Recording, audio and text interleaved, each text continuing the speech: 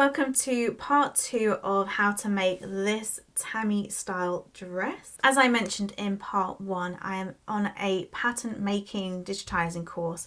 So this is a pattern that I will hopefully release in the future with different pattern sleeves, things like that. But if you can't wait until then this is going to be a really good tutorial if you want to make yourself a tea towel dress using the shape of a t-shirt that you love. So if you've just come from part 1, you would have hopefully learned how to copy your favorite t-shirt and how to make it into a wearable pattern, and you would have got all the measurements for your skirt part of the dress, and you would have drafted a ruffle sleeve. All very easy, all very beginner friendly in my opinion, but this is going to be the fun part: fabrics. I get asked all the time, how do I mix colours and prints so well with tea towels? And to be honest, I think anyone can. I do think most colours work together. I don't think there's any rules. It's just, I look at things and I think yes, and some things I look at and I think no. I explain it so well. So I'm just going to lay this tea towel out and select some different fabrics and go through some different options with you, and hopefully give you an idea of how you can mix patterns yourself. Hopefully, we'll see. I'm going to try and explain this as best as I can. So sometimes when I look at a tea towel, I think, right, colours. So looking at all these colours here, it seems obvious to just go for this olive green, reds, dark oranges. It's kind of got like a 70s colour vibe. So if I look at my stash, I will probably either try to find things that are predominantly these colours, or if I can find these colours in a print, I will try to bring that in. And usually by bringing in a print that has these kind of colours in, it then starts to bring in more colours and patterns. So let me go grab some fabrics that I think would match this. So here are some really good examples of colours that I think match this.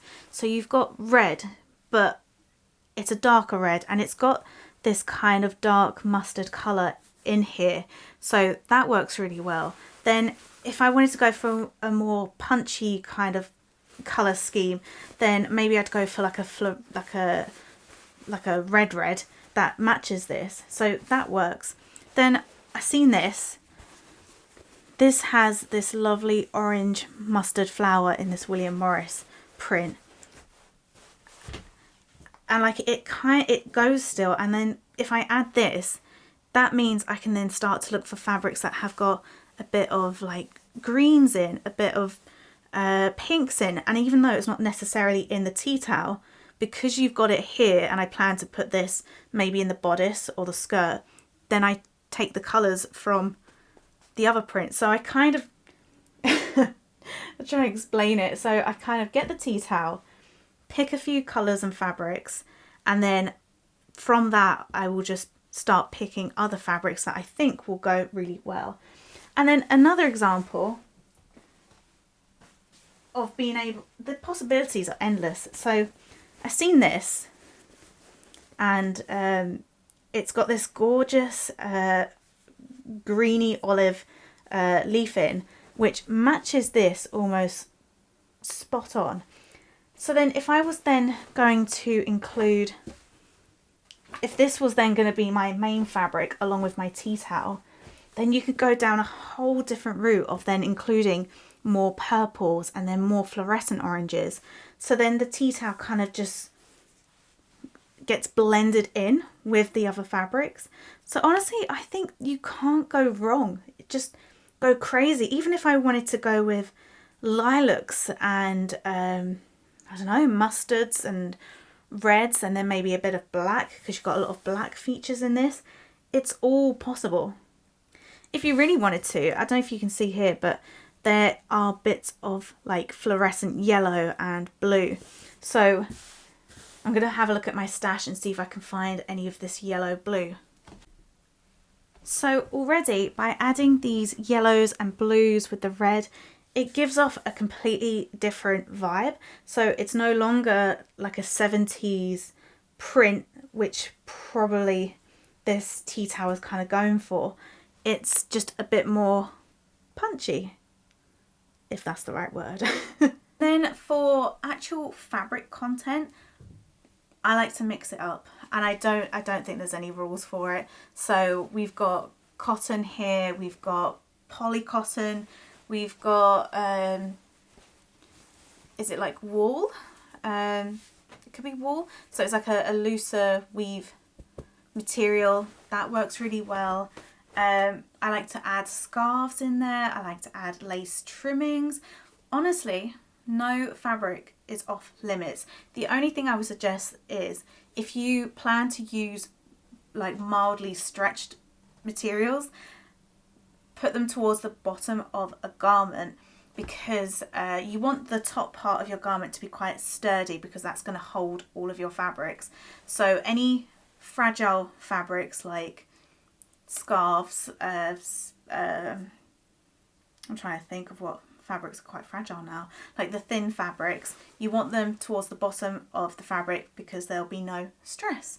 So you want your sturdy cottons, linens, denim, all of that towards the top of a garment. If you're really stuck on choosing colours for your tea towel, I sometimes use a online wheel spinner.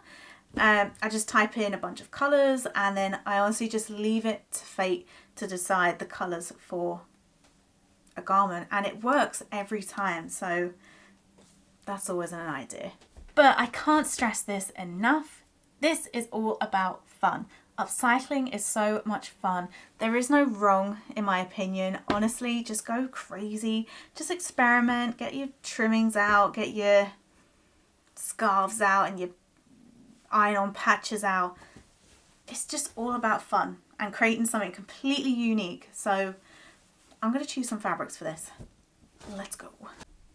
These are the fabrics that I have gone for. So I feel like I've pushed the boat out a little bit here. So we've got the blues and the oranges, and then obviously this is from that Orpington haul that I did, and I just think it works really well. It might look an absolute mess when you put all, like when you pull all the fabrics together, but I don't think I've ever made a dress and thought, oh, I just really don't like the fabrics. It usually works. So this feels pleasing to my eye. I've also got this curtain remnant, and it's slightly transparent. It's almost like taffeta, organza taffeta. So I think we're going to use this for the ruffle at the bottom. But yeah, so these are the fabrics. Now that you've got your fabrics, we are then going to start to patch all the pieces together and cut out your pattern pieces. So you need a front and a back bodice piece in main fabric. Same with your ruffle sleeve. And then you're going to need some lining material for your front and back bodice piece also. I recommend like a lightweight cotton. I'm going to be using a tablecloth, so which is very light, so we'll be using that. And then what I usually do, and what you will probably see in most of my sewing vlogs, I always patch the piece together and then iron it, and then I cut the pattern pieces out. So feel free to do that, or if you have any other way, then do that. Also, I found this lovely little fabric remnant, and I've been using this for like 2 years, and I think this is probably the last piece left in this material, so I'm going to include that somewhere on the bodice as well because it's so cute and it matches perfectly. So let's do that.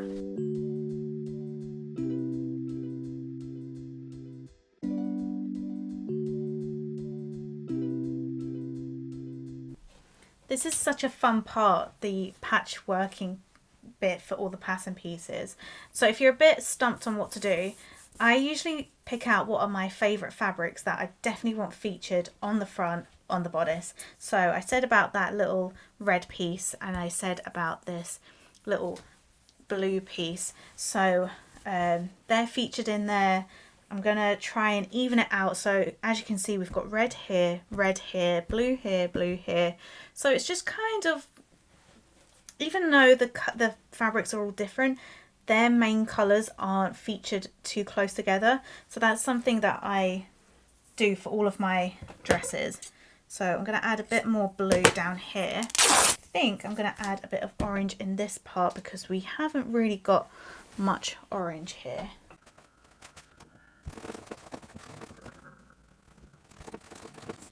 There are lots of different ways you can patchwork. So as we are lining the front and back pieces, we don't need to overlock the seams. So most of these seams are literally just stitched together.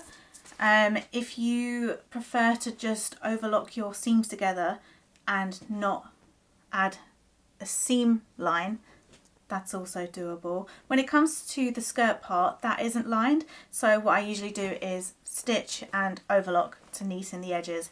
If you want to line your skirt, you absolutely can. It's just the same pattern, just in a lining fabric.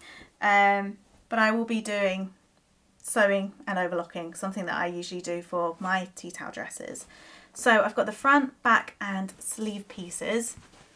Just a note, because we are gathering the sleeves, you want a lightweight material for that. Well, it depends on what the kind of like shape you want it to be. As this is cotton and it's like what I call crispy cotton, when it gets gathered, it's gonna hold its shape really well and hopefully stand up. But if you wanted a more droopy ruffle, then you could obviously go for a more heavier fabric. That's what I'm trying to say. If in part one, like me, you decided not to make a paper pattern piece for your skirt, you just want to get your tea towel and fold it in half and line it up to this mark like that. And then when it comes to patching the rest of the skirt, you want to patch this part here.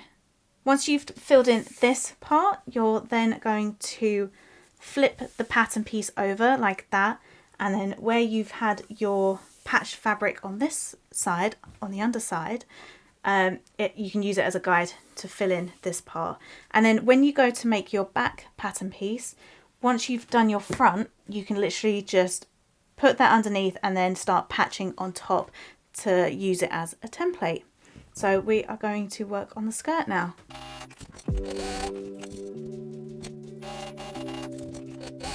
Before constructing the dress, you should have the following pieces: a front bodice piece in your main fabric, a front bodice piece in lining fabric, a back bodice piece in main fabric, and also in lining fabric. You need a pair of ruffle sleeves.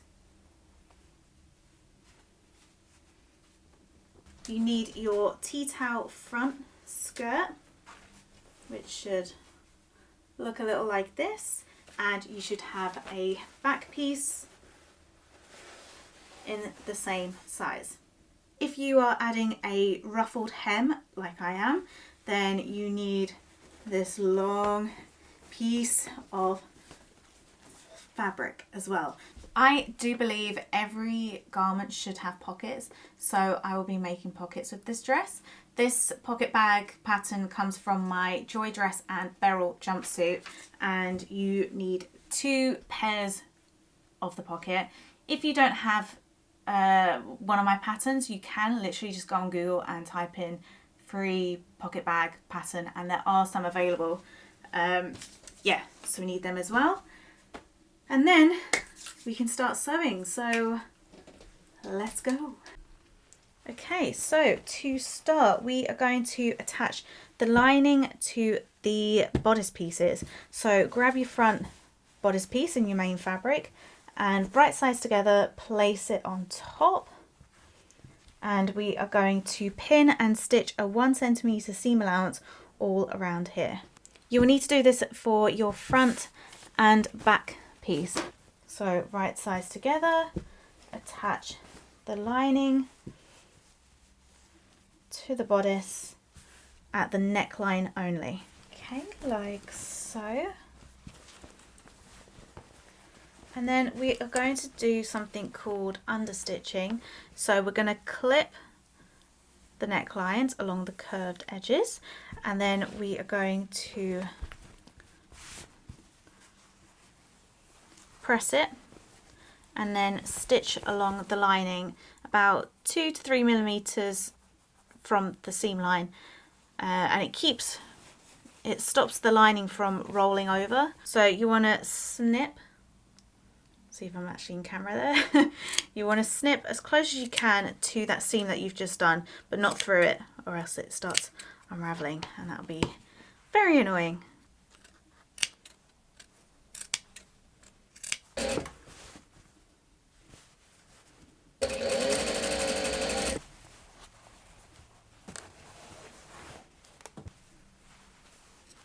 Okay, now we need to attach these at the shoulder seams. So what we do is open out one of the bodices like this. So you've got your lining here and your main fabric there, and then open the other bodice and then make sure that the lining matches the lining and the main fabric matches the main fabric. And then you want to pin along these side seams here, and you want to pin and sew these. Let me find my clips.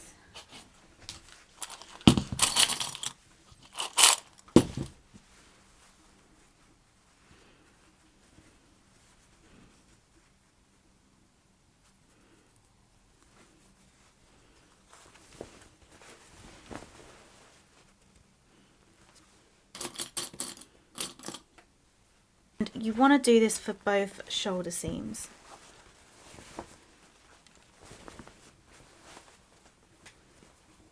Right, after you've done that, your seams should be sewn at the shoulder. Give that a good press, and then what we're going to do is open up the bodice like this, and then basically we are going to attach the side seams together. So you want to grab just the top layer of one bodice and then grab the other side, and you want to pin and sew this side seam.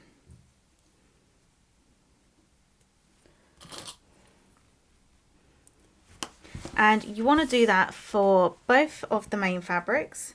So we're going to pin and sew these two, and then same with your lining. Both the side seams are going to be pinned and sewn. Fabulous! You have made a fully lined bodice. Woohoo! What I would do at this point is just fold your front in half, if you can, and then just put a pin or a clip where the middle is. Just because when we go to gather and place the tea towel skirt part, you want to make sure it's pretty central. So now let's work on the sleeves. So for your sleeves, you should have something like this. Make sure you have transferred the notches onto your fabric. Then to do this, we are going to right sides together, place the two shorter ends together, and then pin and then sew in place. There you go. So make sure you finish the shorter edges as well. And then what we're going to do is we're going to finish the outer part of this sleeve. So the side that is not notched, this side needs to be hemmed. So I'm going to just do a overlock stitch, and then I'm going to fold, press and stitch in place, and I'm going to do that for both sleeves. If at the pattern making part you did like a 2 centimeter seam allowance for this part, you just need to fold again and then stitch in place. Okay, so you now should have two lovely hemmed sleeves. You will need to overlock your pocket bags, so all edges need to be overlocked. You need to overlock the two shorter ends of your skirt as well. So my rule is I like the pockets to be about 2 inches or so below the waist. That way they're not too high or not too low. But because mine was the waist, where the skirt is going to be attached is going to be a little bit higher up, I'm going to do about 4 inches from the top. So I'm going to measure 4 inches. So about there. And then I'm going to place one pocket bag right sides together on that mark. If you would prefer, you can definitely just go to each side and put like a little pin or a marker of where you want your pockets to start. I feel like I've been doing this for so long, I'm usually quite accurate. So that's one side done, and then I'm going to work on the next side. Make sure that you've got the tea towel part the right way up. You don't want your pockets to be along the hem of your tea towel skirt, because that just won't work. If you have attached all 4 pockets, you need to press all of them outwards, and then we are going to stitch a line of stitches here about 3 millimeters from the edge. This prevents, once the skirt has been made up, it prevents the pocket coming out of, well, peeking out basically. So you need to do that for all 4 pockets. Now we can go ahead and attach the 2 skirt pieces, so the front and back. So right sides together, place them on top of each other and begin lining up the pocket bag and the side seam, and then we are going to pin around the entire edge, and then sew a 1 centimeter seam allowance from the very top to here, pivot all around this pocket bag. Again, pivot, not pivot, pivot, and 1 centimeters all the way down here as well. And you need to do that for both sides, and you should have a big tube with pockets. Fabulous. So you have your giant tube, which should look a lot like this, and like what you did with the front bodice piece, we're going to fold this tea towel, just the tea towel, in half, and then either stick a pin or a clip in the middle. So go over here.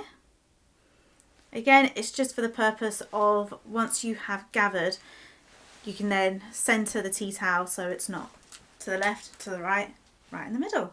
So let's go ahead and start gathering everything. So there are a couple of ways to gather your things. You can either just do 1 row of stitches, and you want to do a loose stitch, so loosen the tension, do a 5 millimeter stitch length. Or if you want it more even, you could do 2 rows of stitches about 1/2 centimeter apart. That will create a more even gather. Or if you're, I'm not going to say lazy, smart, I use a little gathering foot for my industrial machine, and it is perfect, and it seems to get the gathering just right for me. So I'm going to be using this, but if not, then just use your gathering method.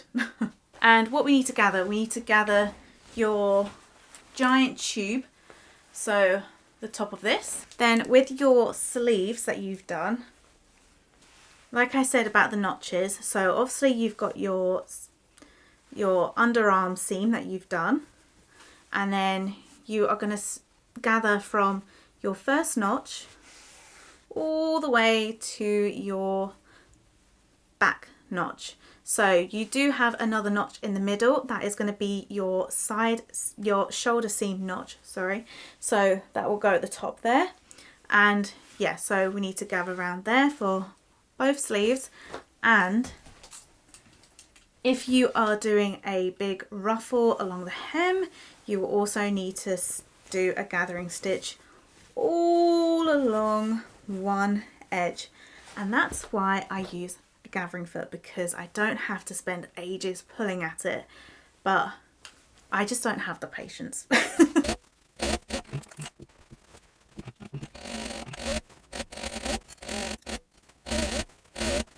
Right, Right, now that you have gathered your skirt, sleeves and ruffled hem, the real fun part is constructing the dress. So what we're going to start with is start to pin the gathered edge of the skirt onto the bodice. So I usually have the bodice right sides facing out, and then I put it inside the tube.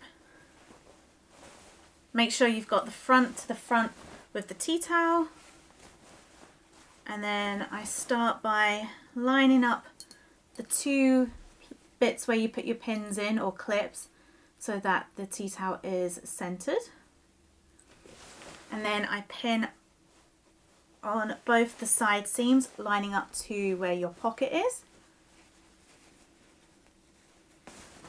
and then I will start to evenly gather or evenly space the gathers of the skirt onto the bodice, making sure it is lovely and even. Okay, so once you've attached it and you're happy, then you need to finish the seam. So I've just overlocked it, and then you can do like a little semi reveal of how it's going to look. Ooh, it's gonna look good. Turn the dress back inside out. Okay, so here is your front bodice and your sleeve.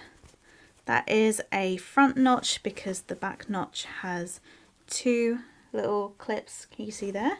So get the bottom of your sleeve and right sides together, attach it on the inside. And then what I usually do is try to find the shoulder seam notch. So that will probably be, yeah, it's there. It's somewhere in the middle. And then you attach that. There's some pins. And then using the notches on the sleeve and the bodice, match them up.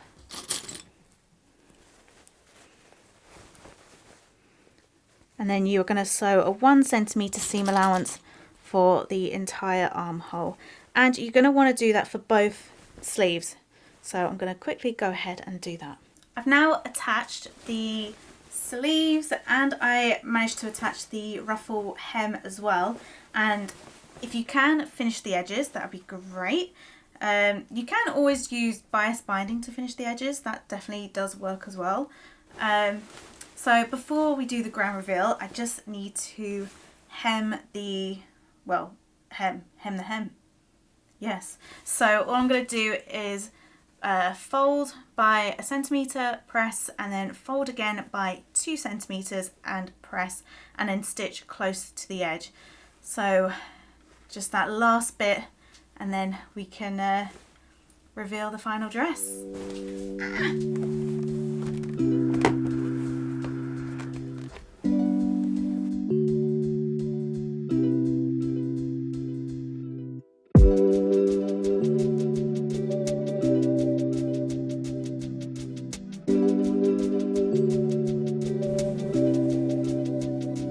I love it.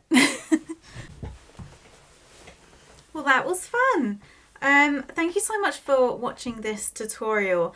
As mentioned before, I will eventually, once I get a little bit better at pattern making and digitizing and things like that, I will release the Tammy dress pattern with different sleeve options and things like that. But for now, I hope this tutorial will help you make your own little Tammy style dress with ruffled sleeves. If you enjoyed this tutorial and you want to see more from me, please like, comment, subscribe. It really does help. And I would love, love, love, love, love to see what you make with this. So please tag me on Instagram or email me. And yeah, I would absolutely love to see them. So yeah, thank you so much, and I will see you next time. Bye.